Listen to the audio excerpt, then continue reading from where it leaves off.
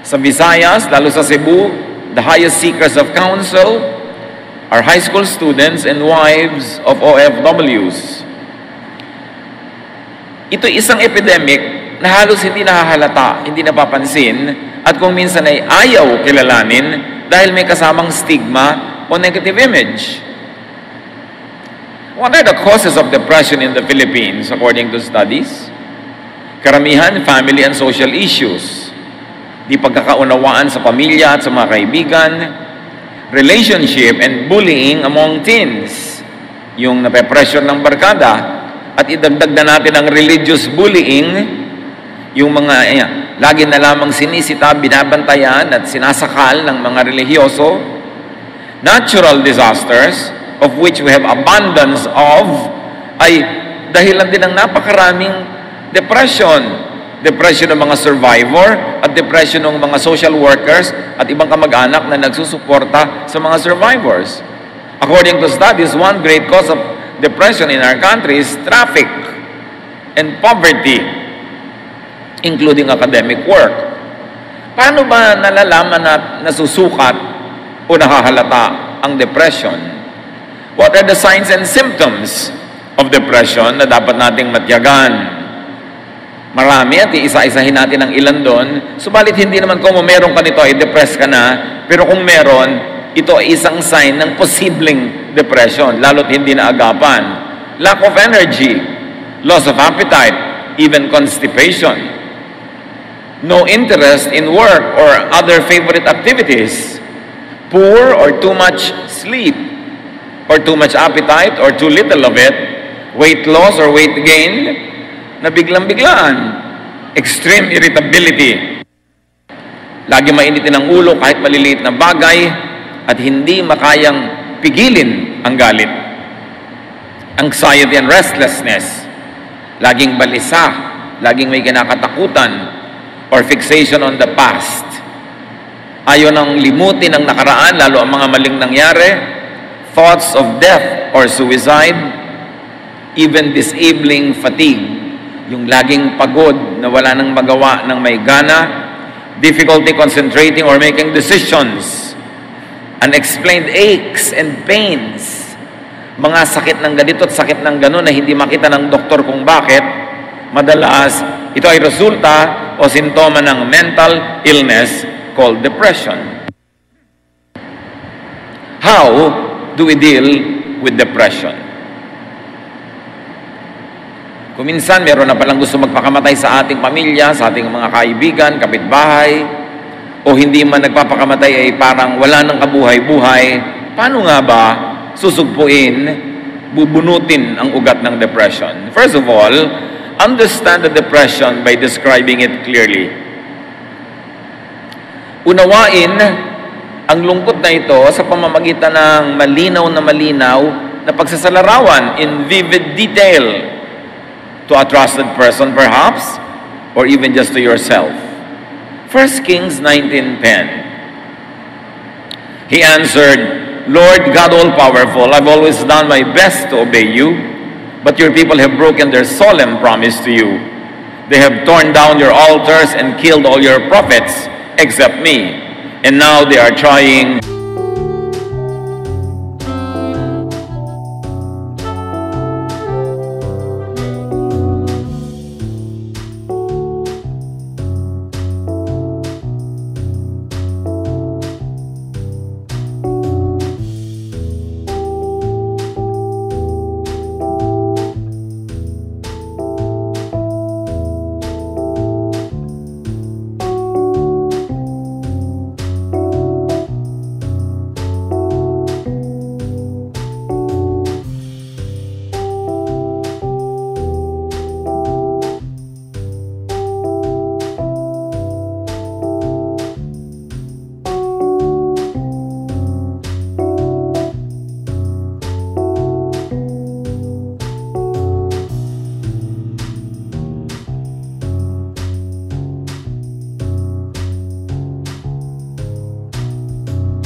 to kill me.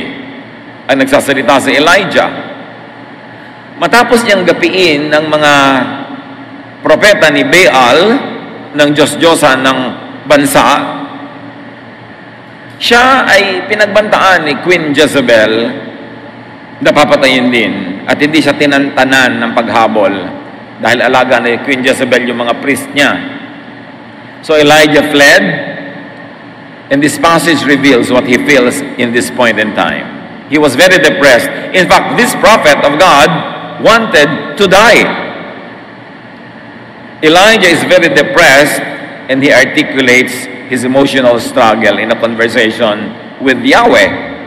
At ang kanyang cause ng kanyang depression, nag-iisa na lang daw siyang matuwid na naninindigan, namatay na daw lahat ng kanyang mga kasamahan, at ngayon siya ay laging hinahabol ng reyna at gusto siyang patayin, at ang mga tao daw ay tumalikod na sa Diyos at sumama na sa mga Diyos-Diyosan. Yun ang dahilan ng kanyang depression. At least alam niya, sinasalarawan niya, kaya madali nang malutas. Kailangan alam mo kung bakit ka depressed. Hindi lang yung malabong alam, kundi malinaw na alam. Jeremiah 12:1-4. Whenever I complain to you, Lord, you're always fair. But now I have questions about your justice. Why is life easy for sinners? Why are they successful? You plant them like trees and you let them prosper and produce fruit. Yet even when they praise you, they don't mean it. But you know, Lord, how faithful I've always been, even in my thoughts. So drag your enemies, drag my enemies away and butcher them like sheep. How long will the ground be dry and the pasture lands parched? The birds and animals are dead and gone. And all of this happened because the people are so sinful. They even brag, God can't even see the sins we commit. Ito, depressed na depressed din ang propetang ito. Alam nyo ba na marami sa mga religious leaders ay depressed sa bigat ng mga dinadala, sa mga nadidinig ng mga suliranin, sa mga nilulutas ng mga suliranin ng mga tao, pinamimigitnaan ng mga hidwaan, sa dami ng mga gulo ng mga anak ng Diyos, sa mga mananampalataya, sa dami ng mga umuusig at nagbabatikos. Marami, in fact, according to studies, kahit sa Pilipinas, maraming religious leaders are seeing psychiatrists. Kasi mabigat ang dala. Itong si Jeremiah was depressed, and he expresses the cause of his depression. Kaya pala siya labis-labis na nalulungkot at nade-depress. Bakit daw yung masasama ang umaasenso? Bakit daw yung masasama ang sa sarap ng buhay? At yung mga makadiyos tulad niya, ang siyang nahihirapan. At ito ay idinaing niya, sinabi niya ng walang kagatol-gatol kay Yahweh. So alam niya kung bakit siya depressed. At sinasabi niya yon. Knowing the enemy is important in overcoming it. Knowing what depresses you is important. Kung meron sa atin, naway wala. But according to statistics, meron dapat. Kung meron sa ating nade-depress, unawaing mabuti kung bakit. Alamin ang dahilan. Sabihin mo sa malinaw na salita, kahit sa sarili mo lang manalamin ka, nalulungkot ako, nade-depress ako kasi ganito, ganon. At kahit na yung dahilan mo ay walang kwenta sa tingin ng iba, may kwenta yun sa'yo, kaya ka nga nade-depress. Katulad dito, itong si Jeremiah, ang mismong ikinakadepress niya, sabi sa Diyos, nasa na inyong katarungan? Bakit ganon? Yung mabubuti ang nagdurusan, yung mga masasama, sila itong nagpapasasa sa saya sa buhay. Hindi siya nahiya sa Diyos na aminin na nade-depress siya doon at tinatanong niya sa Diyos yung ganong tanong. Hindi siya nahiya at tinanong niya talaga. Kahit naman hindi mo itanong, alam naman ng Diyos na tanong mo yun bakit itatago mo pa? Kaya mahalaga inilalabas. Understand the depression by describing it clearly. Then identify the causes of depression. Una, inuunawa mo kung ano ito, at pagkatapos, ano ang pinagmumulan. Depression is not only something people have, but also something people do. Na ang ating mga depression at lungkot, kadalasan ay bunga ng ating mga ginagawa, ng ating mga gawi, ng ating mga nakasanayan, mga habits, and they could cause depression. Depression is an active experience. And what are the sources of depression? physiological or physical sources. Yung ating katawan, blood chemistry, mental condition, yung sitwasyon ng ating buong pangangatawan, pagkabusog o pagkagutom, pagkapagod o sobrang pahinga, o ang sobrang pag-iisip na nagpapalit ng hugis ng ating utak, lahat yan ay maaaring maging magbunga ng depression. Job 19:17-21, another very depressed man of God. My breath disgusts my wife. Everyone in my family turns away. Young children can't stand me, and when I come near, they make fun. My best friends and loved ones have turned from me. I am skin and bones, just barely alive. My friends, I beg you for pity. Alam natin na kasaysayan ni Job, dumaan sa pagsubok, naghirap, nagkasakit, nagbutot balat, nabalot ng galis, itinakwil ng kanyang mga kaibigan, mga kamag-anak, ng mga kakilala. Yun ang dahilan ng kanyang depression. At ito ay merong physical reason. May mga tao na de-depress pag nananalamin. Hindi nila gusto ang kanilang nakikita. Merong nade-depress sa mga nangyayari sa kanilang katawan. Pagka may umiidad ang mga tao, kuminsan nade-depress din dahil bakit lumihina na yung katawan nila, nakakaramdam ng ganito at ganyan, nakakakuha siya ng description. So, itong ginawa na pagdi-describe na ito ni Job was very helpful in analyzing his situation. It described the physical condition of Job, which drove him into depression. Kaya dapat nag-iingat-ingat tayo sa pagsasalita. Kumisan may babaeng o lalaking hirap na papala sa pagpapapayat. Tapos pag nakita mo pa, sabi mo, hoy taba, alika nga dito. Tatawagin mo pang gano'n, na-depress tuloy. Mamaya, nagbigti na. Dahil lang sa katabilan mo at hindi kataklesahan ng iyong bibig. May mga sinasabi tayo kuminsan na nakaka-depress sa tao. Hirap na yung isang ina na kachuchutan ng anak niya para maging honor student. Tapos sabi mo, hoy, bakit 3 taon ka na sa grade 1? Manahimik ka na lang kung naobserbahan mo yung ganang mga bagay. Kasi ang salita natin ay nakakapagpalala ng matinding kalungkutan at paghihinagpis ng ating kapwa. Pag-iingatan natin yan. Another source of depression, aside from the body, is emotional or mental sources, like guilt. Kaya maraming relihiyoso, depressed, kasi walang ginawa yung religion, kundi sila ipagiltihin. Or misplaced shame. Hiyang-hiya sa mga bagay na hindi naman nakakahiya, pero hiyang-hiya. Or fears and suppressed feelings. Marami kasi, nag-exercise sila ng social control over domineering parents, sobrang mahihigpit ang mga magulang at mapagkontrol halimbawa ng mga anak, sobrang mahihigpit at mapaghusgang mga religious groups. Pag napasali ka sa mga ganito, nasusuppress yung feeling mo. Gusto mo magsaya, hindi ka makapagsaya. Gusto mo magbihis ng ganito, hindi mo maisuot. Sikil na sikil ka. Pagka yun nagpatuloy at naipon, nagiging depression. Legalistic and dogmatic religiosity could cause grave negative emotions. Mas marami nagsusuicide na relihiyoso kaysa yung mga tao hindi relihiyoso. Kasi sikil na sikil. Akala nila galit ang Diyos sa sumasaya, ayaw ng Diyos nang natutuwa ka sa buhay, kaya lagi nilang inililihim, itinatago ang tunay nilang nadarama, ang nangyayari na de-depress. Kaya si Jesus ay nagagalit sa mga relihiyosong taong sobrang magpahirap sa mga tagasunod sa kanila. Binibigyan ng mga impossible expectations. Matthew 23:4, sabi ni Jesus, ang ganito daw ng mga religious leaders, they pile heavy burdens on people's shoulders and won't lift a finger to help. Sa 1 Samuel 18:6-11, dito ay i-describe kung paano pinuri ng mga babae sa Israel ang mga nagawa ni David sa giyera na insecure tuloy itong si Haring Saul. David had killed Goliath, the battle was over. As the enemy went along, women came out of each Israelite town to welcome King Saul. They sang, "Saul has killed 1,000 enemies. David has killed 10,000. This song made Saul very angry, and he thought, they are saying that David has killed 10 times more enemies than I ever did.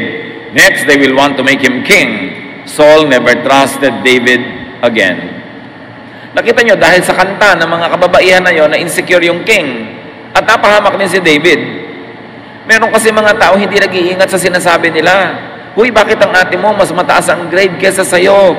Nakaka-depress ka na pala. Bakit mas maganda siya kesa sa'yo? Bakit ganyan? Ang mga pinsan mo successful, ikaw hindi. Comparisons. So these women were comparing David and Saul. Verse 10, "The next day the Lord let an evil spirit take control of Saul, and he began acting like a crazy man inside the house. David came to play the harp for Saul as usual, but this time Saul had a spear in his hand. Saul thought, I'll pin David to the wall. He threw the spear at David twice, but David dodged and got away both times." So meron daw masamang espiritu na pumasok dito kay Saul, kaya sinikap niyang sibatin itong si David 2 ulit. Hindi lang nga siya nagtagumpay. Pero kung nagtagumpay siya, napatay niya. Note that the evil spirit here could refer to ancients' way of describing depression. Wala kasing salita yung mga ancient people ng salitang depression. So sa kanila, pagka yung nade-depress yung tao, gumagawa ng mga bagay na ngayon ay alam natin ginagawa ng depressed people, sinasabi nila, may masamang espiritu. Hindi laging literal ang masamang espiritu. Kulang lang sila ng kaalaman sa siyensya para i-describe clinically yung nangyayari. Kasi para naman talagang tinitirhan ng demonyo, yung grabe ang depression. Kung hindi pinapatay ang sarili, pumapatay ng iba. So identify the cause or causes of depression. In Saul's case, it was envy.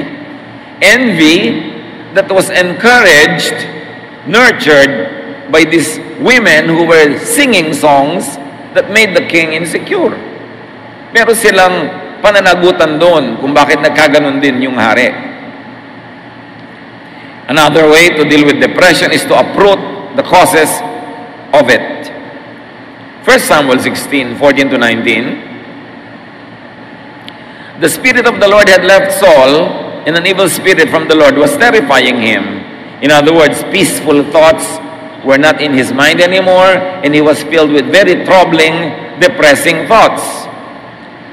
It's an evil spirit from God that's frightening you, Saul's officials told him. Your Majesty, let us go and look for someone who is good at playing the harp. He can play for you whenever the evil spirit from God bothers you, and you will feel better. Dito maraming naguguluhan na nagbabasa ng Biblia, bakit daw pinapayagan ng Diyos yung evil spirito na maglabas-masok kay Saul. Terminology nga ng mga sinaunang tao for depression.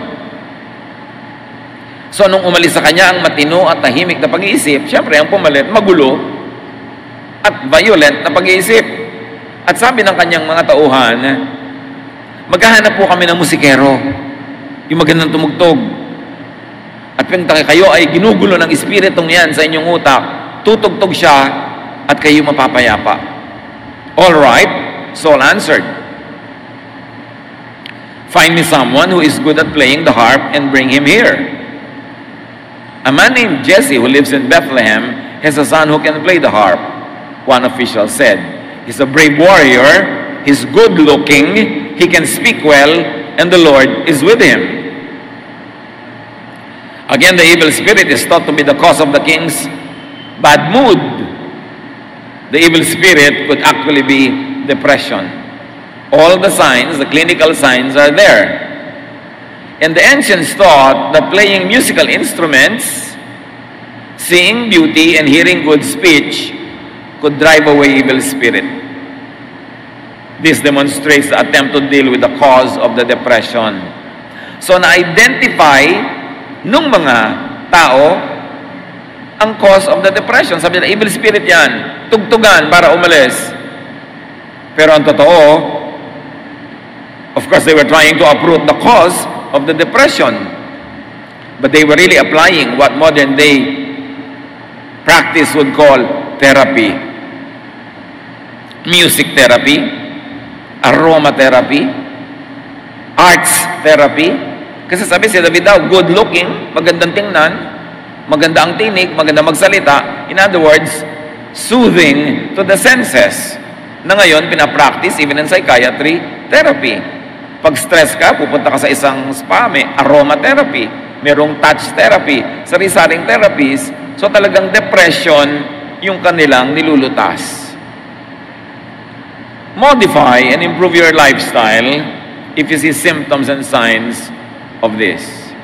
Eliminate or minimize lifestyle problems. At ito ang ina-identify ng modern science na nagiging cause ng maraming incidents of depression. Overworking.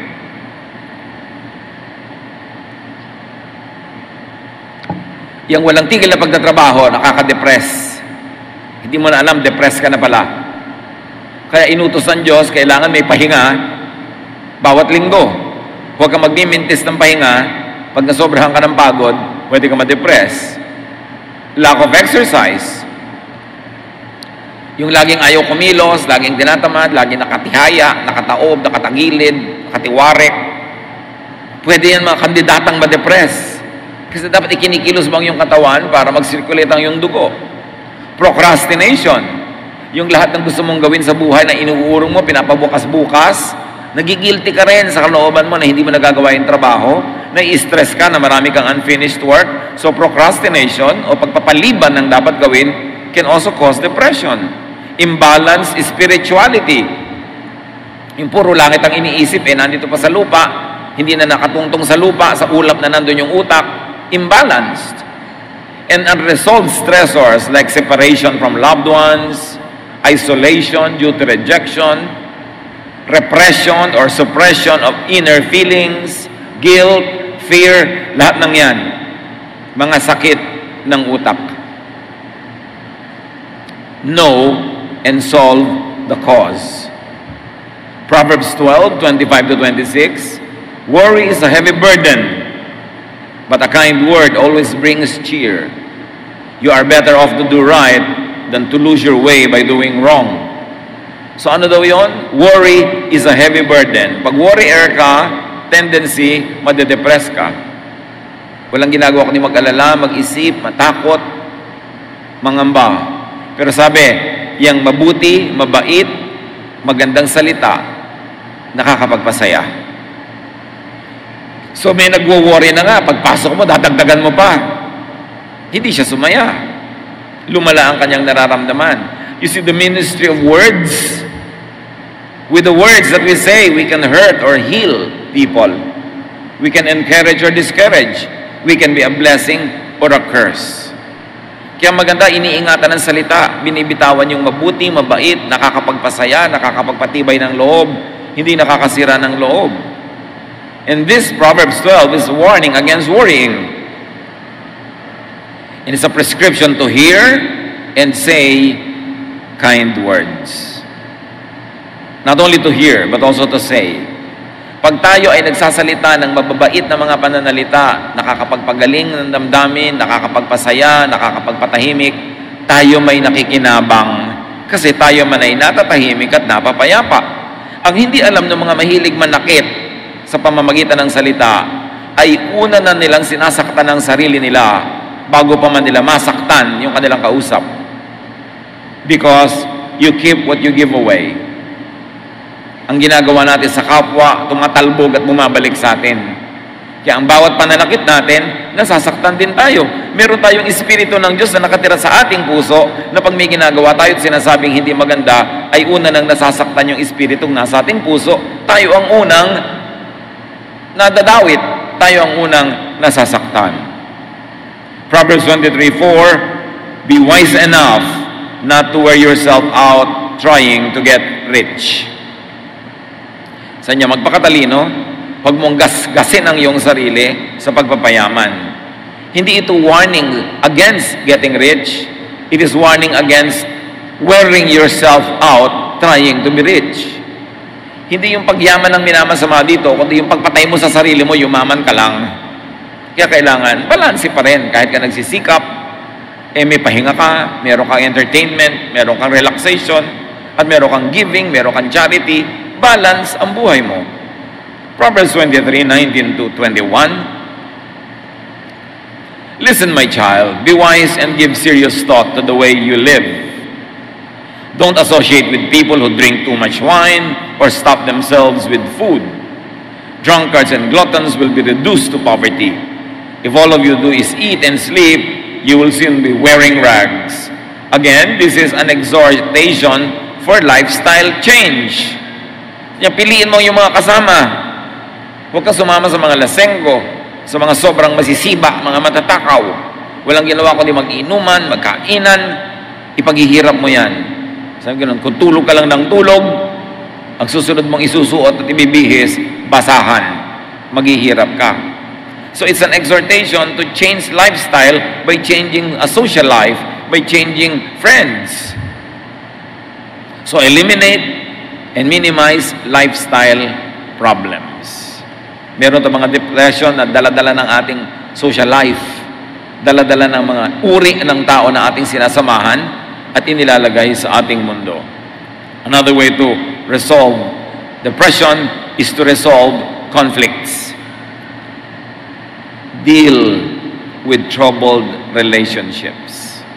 Kailangan pangasiwaan na mabuti ang ating mga relasyon na nalamatan, nalagot, nasira, na damage, past or present. Bawat mahal natin sa buhay, bawat nagmamahal sa atin, bawat bahagi ng ating buhay na nalalayo, nagkakasiraan tayo, may epekto sa ating emosyon, kahit aminin natin yon o hindi.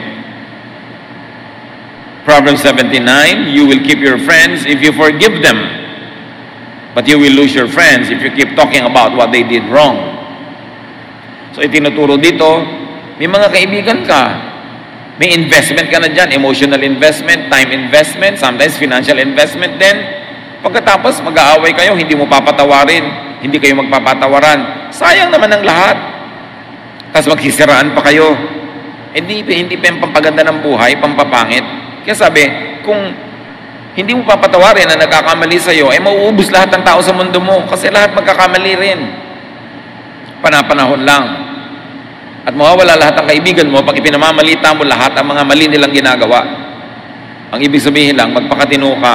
Keep your friends, keep your relatives, keep people around you by forgiving them if they commit a mistake and by not talking about them again, behind their backs. Huwag mo silang gawing topic pag wala sila para hindi lumayo ang loob kasi malalaman at malalaman nila na pinag-uusapan nila ninyo sila at magagalit at lalayo sila sa inyo. At pag may nasisirang relasyon, na-offend ka, nasaktan, sabi ni Jesus, Matthew 18:15, if one of my followers sins against you, go and point out what was wrong. But do it in private, just between the two of you. So sabi ko nun, pag kami nagkamali sa'yo, kausapin mo ng pribado, sarilinan, kayong dalawa lang, para makapagpaliwanag siya, maintindihan mo. Kung mali siya, makahingi siya ng tawad. At kung nagkamali ka ng akala na may ginawa siyang mali, malaman mo ring mali ka. Sabi, pero huwag ka na magsangkot na ibang tao. Dadami lang ang magpapadagdag sa gulo. Kayo na lang dalawa ang mag-usap. Kung gusto mo talagang magkasundo kayo, siya ang kausapin mo. Huwag mo siyang gawing topic ng usapan pag iba ang iyong kausap. Kasi gulo ang pupuntahan ng ganong paraan. Resolve conflicts. Kung meron tayong mga nasirang mga relasyon, habang hindi natin inaayos, yun ay isang sama ng loob na nasa loob ng ating puso. Can you imagine? Sama, tapos nasaan? Nasa loob. Sino ang masisira? Di ikaw, sama ng loob.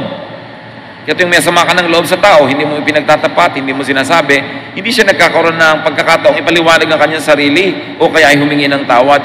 Kim mo yung sama ng loob. Sinong sisirain nun kundi ikaw?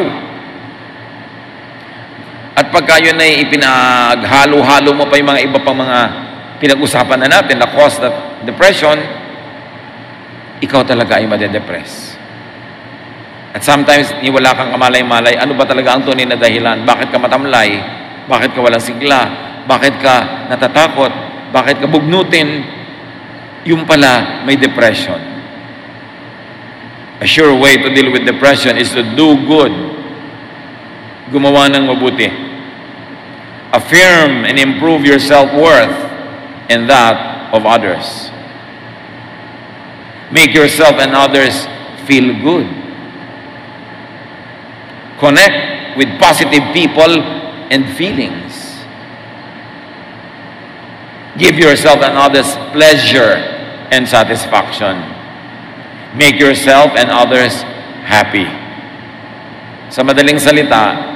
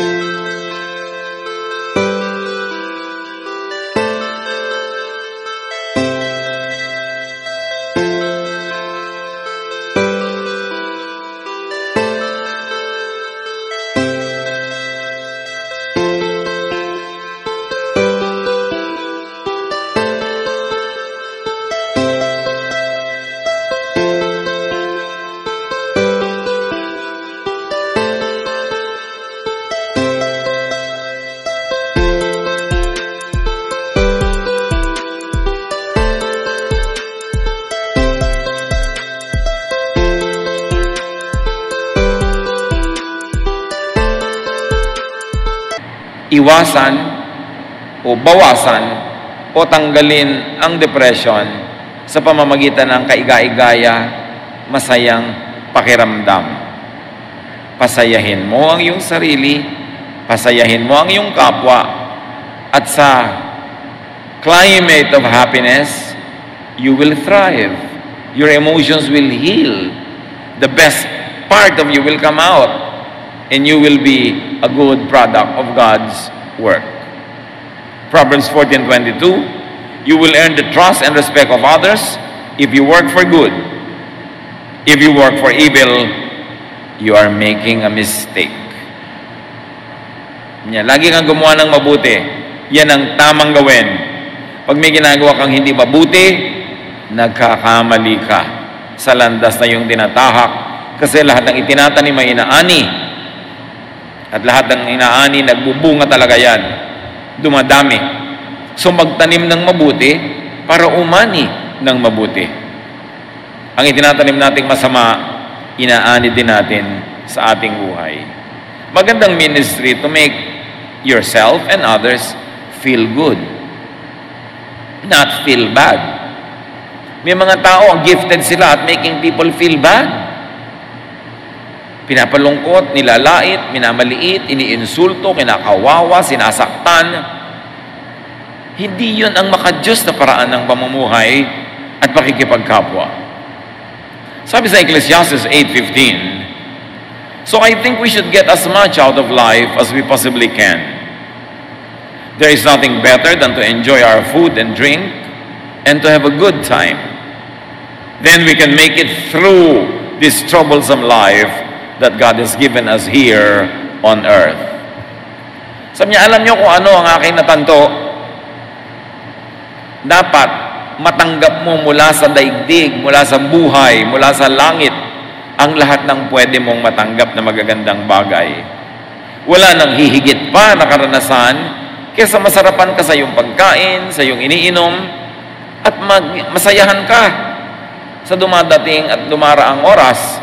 Sabi ganon, pag masaya ka, pag nag-e-enjoy ka, malalampasan mo ang lahat ng hirap dito sa mundo. Sabi, napakahirap ng buhay, sabi ni Solomon, maraming pagsubok, maraming sakit, pero kailangan, para ka mag-survive, may enough deposit ka of happiness in your heart. Kasi maraming magwi-withdraw dyan. May mahal ka sa buhay na mamamatay, mayroong magkakasakit, may mapapahamak, may mapapariwara, mayroong mabibigo, at pwede mangyari rin yun sa iyong buhay. Pwede kang malugi sa negosyo, dapuan ng sakit, madapa, masagasaan.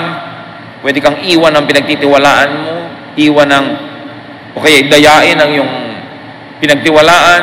Ang daming pwedeng hampas na dumating sa buhay na ito.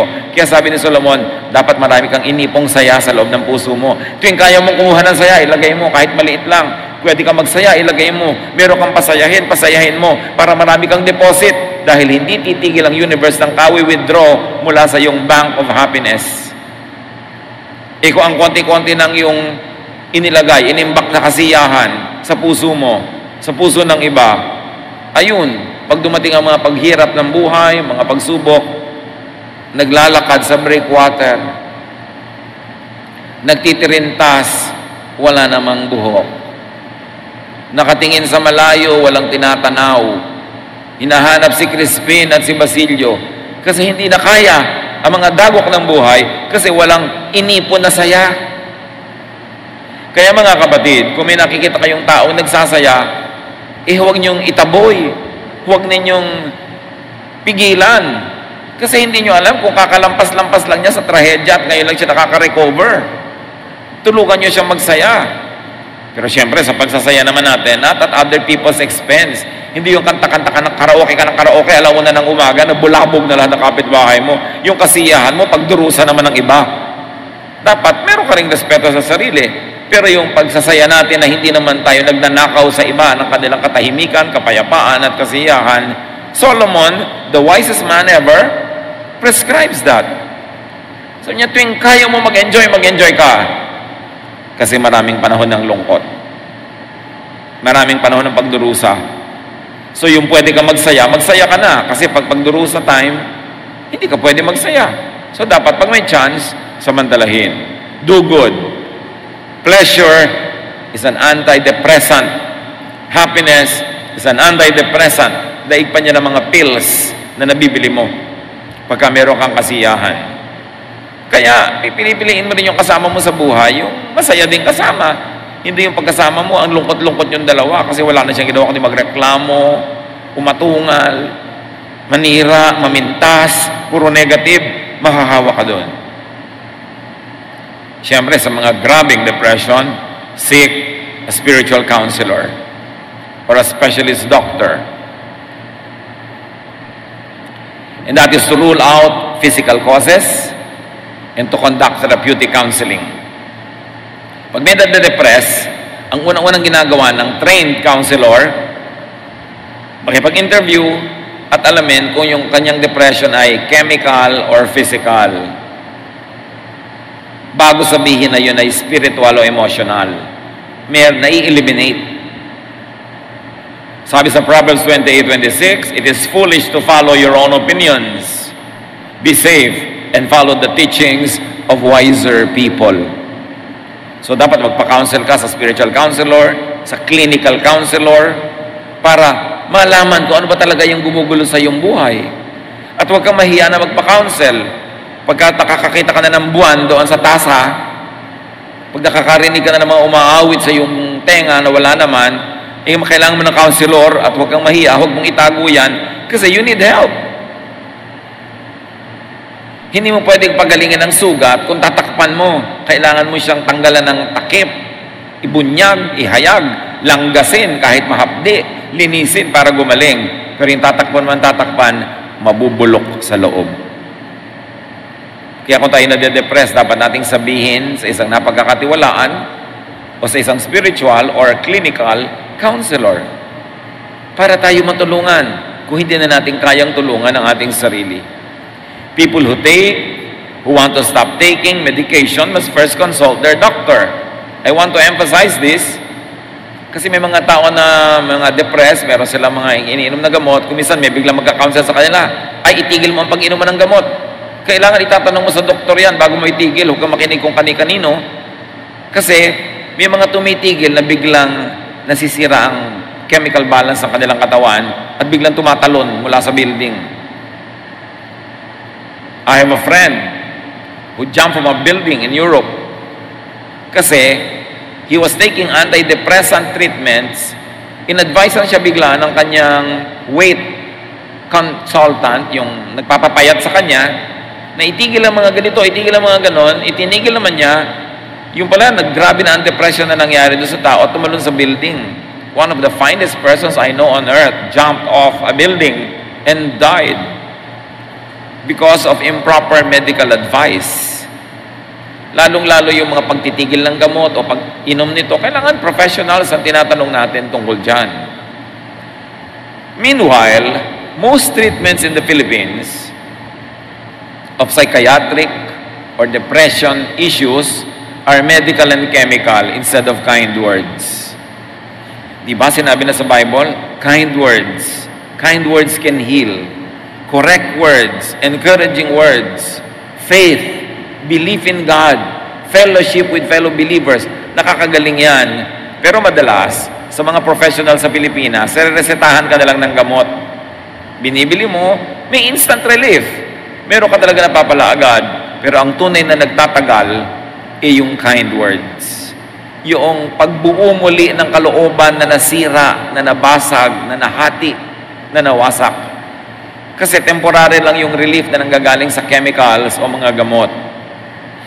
Napakadali naman ko, uminom ka nito para ka makatulog, para hindi nakita problema.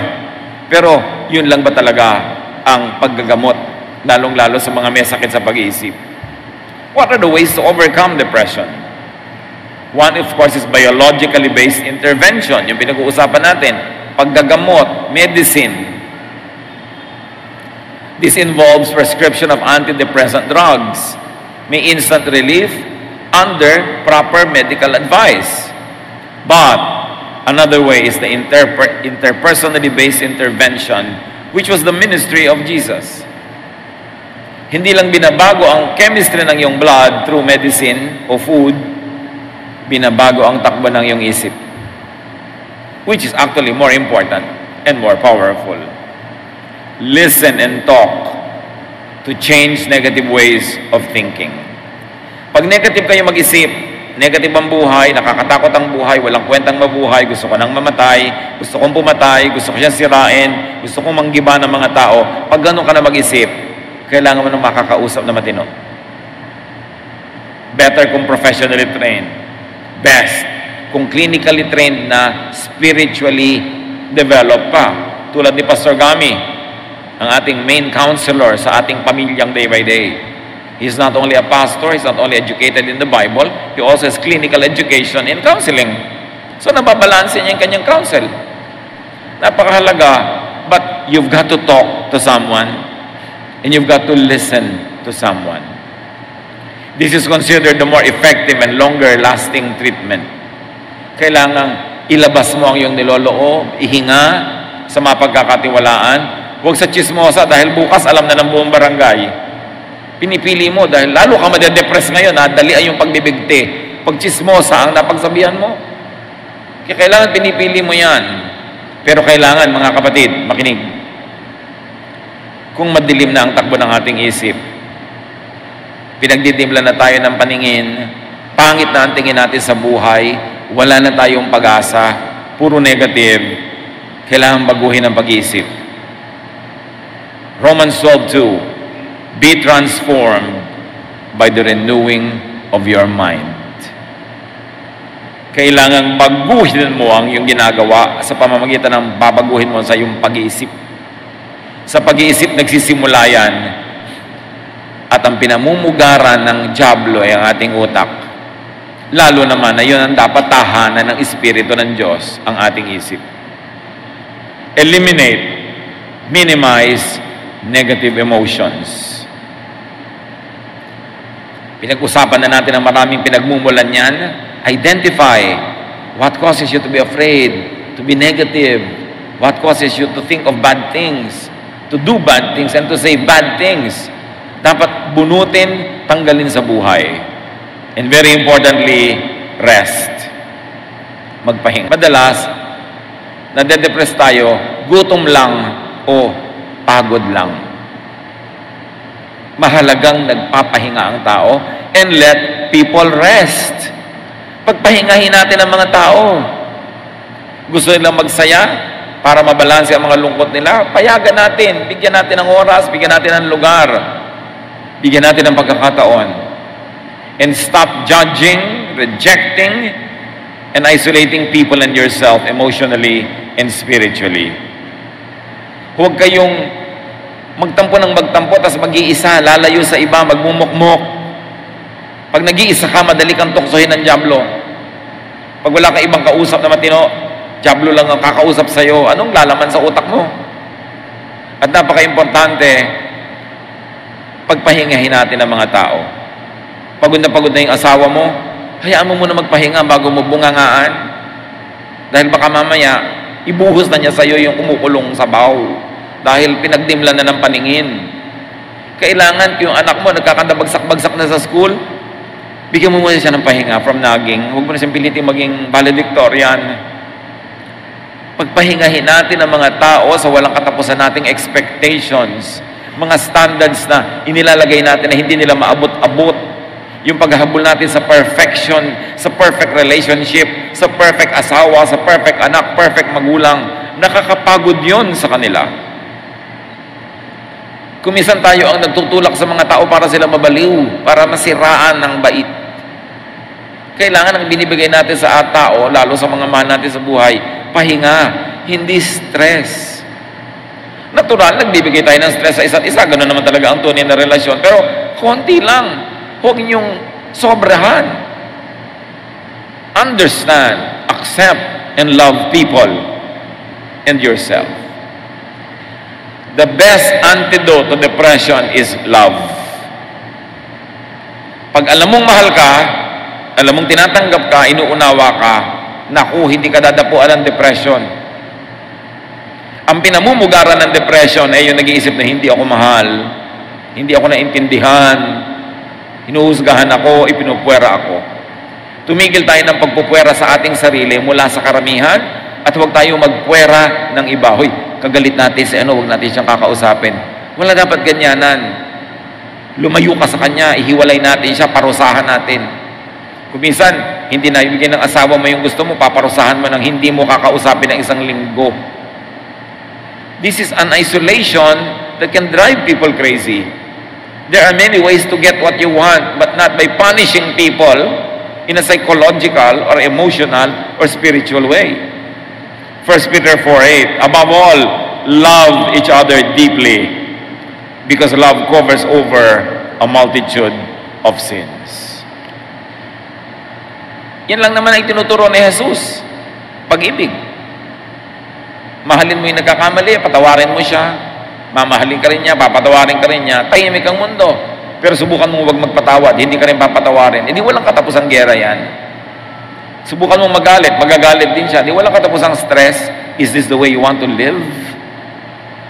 Dapat nababago ang ating pag-iisip, ang ating lifestyle, ang buhay natin araw-araw dahil kay Jesus. Dahil sa pag-ibig niya, hindi tayo dapat laging natatakot. At ang mga anak natin, hindi natatakot na i-reject natin dahil alam nilang mahal natin sila. Ang mga kapamilya natin, hindi natatakot na itatakwil natin dahil alam nilang kahit anong mangyari, mahal natin sila. 1 John 4:18, there is no fear in love. But perfect love drives out fear because fear has to do with punishment. The one who fears is not made perfect in love. Pagka daw may natakot, nabubuhay sa takot, na-stress, nade-depress, nagkulang ang mga tao sa paligid niya ng pagmamahal, ng pag-unawa, ng pag-abot sa kanya. Dahil kung siya ay nananalig at alam niyang mahal siya, hindi siya matatakot. At yan ang lagi sinasabi ni Jesus, do not fear. Do not fear. Why? Because I love you. Because God loves you. So why will you be afraid? Huwag nating gawing ministry na manakot at magparusa. Mga kapatid, listen, magparusa. Marami sa atin mahilig magparusa. Hindi mo ibinigay ang gusto ko, paparusahan kita. Hindi kita kakausapin. Hindi ako sasagot pag nagtatanong ka.